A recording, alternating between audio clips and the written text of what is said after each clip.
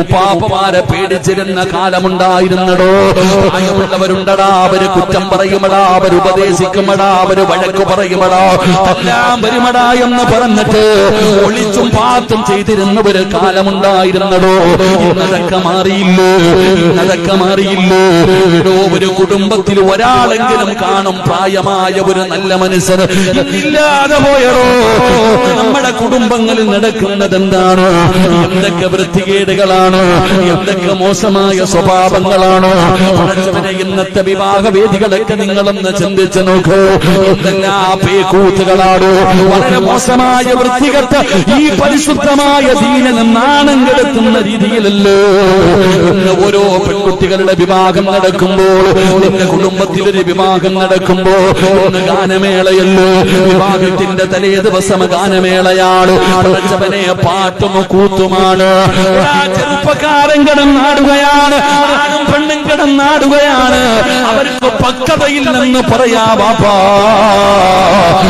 15-20 വയസ്സുള്ള മക്കള് പാട്ട് കേട്ടിട്ട് കിടന്ന് ഡാൻസ് ചെയ്താൽ ഞാനത് ഹലാലാണെന്ന് പറയുന്നില്ല.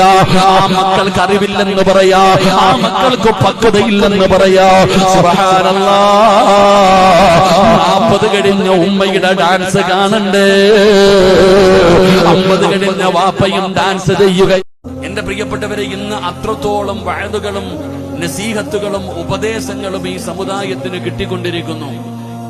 എന്നാൽ ജീവിതത്തിന് മാറ്റം വരുത്തുന്നില്ല.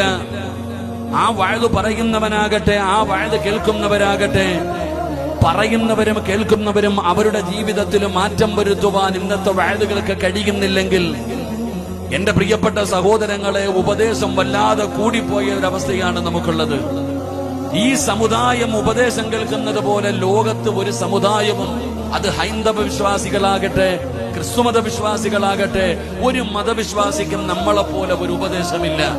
അവർക്ക് മദ്രസകളില്ല, സ്വലാത്ത് മജ്ലിസുകളില്ല, വഅദിന്റെ മജ്ലിസുകളില്ല, എന്റെ പ്രിയപ്പെട്ടവരെ ക്ലാസുകളില്ല, ദിക്ർ സ്വലാത്തുകളില്ല. എവിടെ നോക്കിയാലും ഈ ഉമ്മത്തിന് വല്ലാത്ത ഉപദേശമാ. ഓർമ്മ വെച്ച കാലം മുതൽ, ജനിച്ച കാലം മുതൽ ആ ഒരു കുഞ്ഞു ഭൂമിയിലേക്ക് കടന്നു വന്നാൽ ഒരു ചെവിയിൽ ബാങ്കും രണ്ടാമത്തെ ചെവിയിൽ ഇഖാമത്തും, ഇത് കൊടുത്തുകൊണ്ടുള്ള ഉപദേശം അവിടെ നിന്ന് തുടങ്ങുകയാ.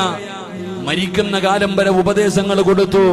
നിയമങ്ങളും ഫർദുകളും സുന്നത്തുകളും അദബുകളും മര്യാദകളും ഇതെല്ലാം പറഞ്ഞു കൊടുത്തിട്ടും ഇന്ന് ലോകത്ത് ഏറ്റവും കൂടുതൽ മോശമായ ജീവിതം നയിക്കുന്നത് നമ്മുടെ സമുദായമാണ്.